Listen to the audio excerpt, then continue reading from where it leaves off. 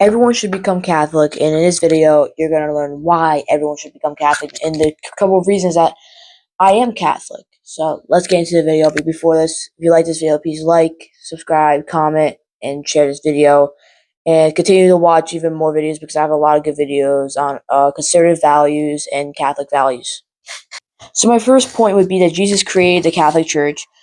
You can fact check this on Google. If you search up Google, who created the Catholic Church, it would say Jesus Christ of Nazareth created the Catholic Church.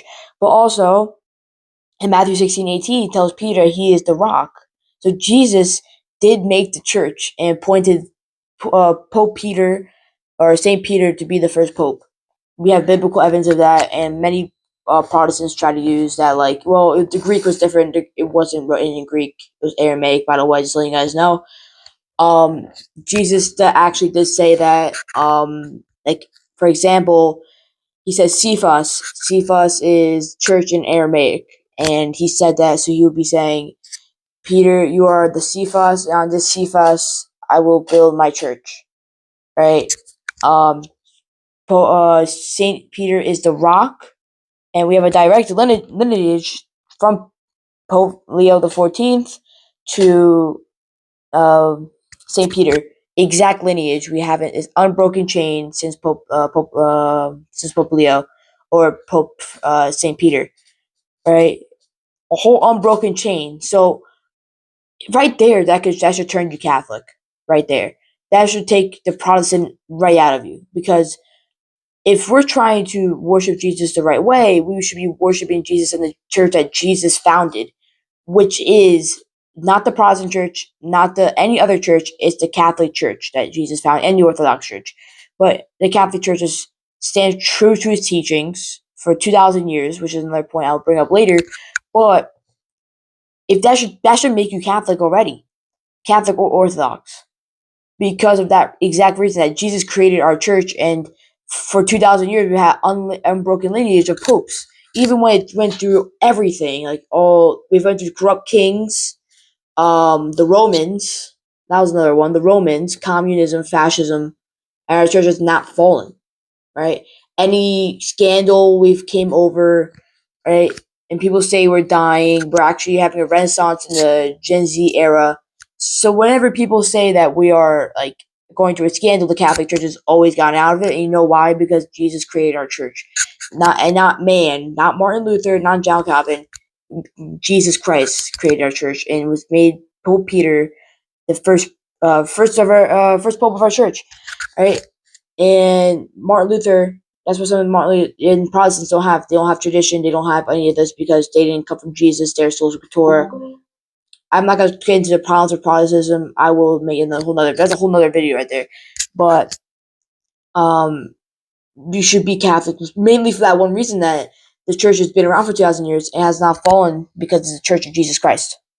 Second one, the church fathers were Catholic. All the church fathers believed in Catholic values, and Paul acknowledges Pope Clement as the second pope. Now, he never said pope, but he acknowledges Clement in the Bible and Clement in Rome in the Bible. So we can assume that he is the pope, right? Clement was the second pope, and the church fathers do believe in Catholicism. I mean, there's many. If you read the church fathers, they were Catholic. They believed in the authority of the Pope. They believed in all this other stuff, right? And there's one thing the Protestant church doesn't have. The Protestant church doesn't have church fathers to have their good interpretation, their infallible interpretations, because their whole lives pretty much was debating these topics of Jesus and what did the Bible say.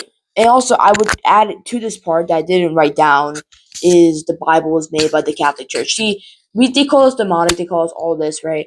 But who is the one that gave you your Bible? It was the Catholic Church. We put it together. Without the Catholic Church, you have no Bible. And to say, well, Catholics are wrong in everything and Catholics are not the true church, that's a fallacy right there, because it's proven. You can search it up. The Catholic Church made the Bible. We didn't write it, obviously, but we're the ones that put the books in there, and your church took them out. All right, and again, we have people for their whole lives debating these topics on what Protestants talk about. and they came to the Catholic teaching because the Catholic teaching is ultimately right. And that's where the founding of our church, that's where all of our traditions and beliefs come from, the church fathers. The church fathers is like where we get everything from. So when we say we're not unbiblical, we literally have every teaching you could find in the Bible, right? But even then, obviously, it doesn't have to be in the Bible because Paul does acknowledge tradition, right? Which is another point, next point. But I want to stay on this topic for a little bit longer and saying, like, you know, church fathers were Catholic. That means that should be another reason. That should be another big reason why you should become Catholic, because the early popes were Catholic. They believed in the Pope, and the church fathers were Catholic, so they're right from a Catholic perspective. And that means that your denomination is fighting against the church fathers, which makes it all really pretty much wrong because they were not. There's in no way in heck that the church fathers were anywhere on the dumb level of Martin Luther. I'm not saying Martin Luther's dumb, but he had most of his theses got contradicted contradicted the church fathers. And yeah, that's why you shouldn't be a Protestant. You should become Catholic because the early church fathers were Catholic. Third one, Marian apparitions. So I had a debate today about the miracle of Fatima in 1917, and the church did 13 years of study on it, and they approved the miracle. And there's just many miracles and many things that the Catholic Church has approved. Guadalupe is one of them. A lot more. It's coming off the top. Not coming off the top of my head for some reason. But there's many Marian apparitions that happened in the last couple 2,000 years of the church, and they're all studied by secular people believing in these and saying it's historically accurate, right? And these miracles are against science and saying this can't possibly happen, right? That should be a big part because also, like the miracle of Fatima, it predicted the exact year or the exact time Pope John Paul would get assassination attempt. That's not a coincidence, right? The three kids from Fatima, they said Pope John Paul, this Pope is I guess assassination attempt at this time. And it was the exact day, the exact time that Pope John Paul got assassinated is proven, right? And that's a miracle right there. That Mary appeared to somebody and appeared and approving the Catholic Church. Mary, the Mother of God, appeared to people and approved the Catholic Church. That right there should make you a Catholic, right? That right there. So all Protestants have to deny that miracle because that would go against their teaching because Mary approves the Catholic Church, not the Protestant Church. And they have no evidence to disprove that. Their evidence of disproving it is just, well, everyone had mass hysteria for looking at the sun. That's not great evidence, right? That should make you Catholic right there. There's so many miracles, so many beautiful miracles that's happened from the Catholic Church, and Mary improving the Catholic Church, improving the Catholic Church to be the one true church. Um, there's so many like apparitions, so many visions, so many all this that I can't explain in one video. But I'm assuming if you're a Protestant, if you trust the people that see hell over saints, then that's a big problem. You need to think with your conscience because that's just dumb. I'm gonna keep it honest with you. That's really dumb. If you believe that one guy who made the book and said I saw hell, he's just a money thief. That's a different video. And lastly, but certainly not least, tradition. Tradition. I told you, tradition is gonna be the big one. For 2,000 years, we've had tradition. And we've never broken from it. Obviously, it's traditions in the Bible. It says, keep these traditions by which we have taught you and by word of mouth. Right. Many different ones. Right. That by word of mouth and by what we have told you. Pope, first of all, Saint Ignatius was taught by John himself. What Christian teachings? He was the most Catholic out of all of them. He believed in the real body and blood, soul, and divinity of Jesus, which in transubstantiation, compared to Protestants. That most Protestant churches deny that, which is ultimately wrong, right? Because you're denying John apostle, right? You're denying an apostle. You're going against the apostle.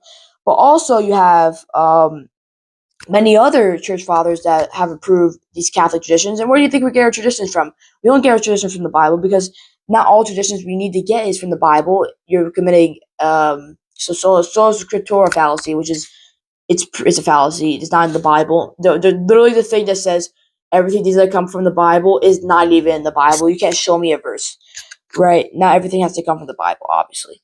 But what was I saying?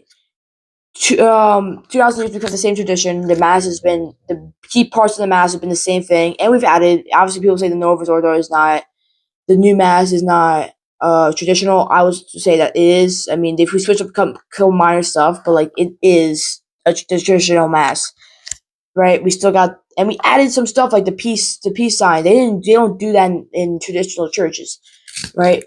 We do that in the Novus Ordo because that was a thing that we brought back, and the communion on the hand, which was originally done in the before the 400s, the 400 AD, where they used to take communion on hand. So we have tradition from the earliest that you can get back as the Catholic Church, right? And if you love tradition, if you're Italian, you should become Catholic. I don't see why you shouldn't become Catholic. Every tradition that we get from the Church Fathers or is in the Bible, right? Like if you go to the Old Testament, a lot of the Old Testament is where we get our Catholic traditions. If you go to the Latin Mass, most of it is from the Old Testament, because not all they don't take out the ceremony. They take out the moral law, but they don't take out the ceremonial law, which I believe is the liturgies.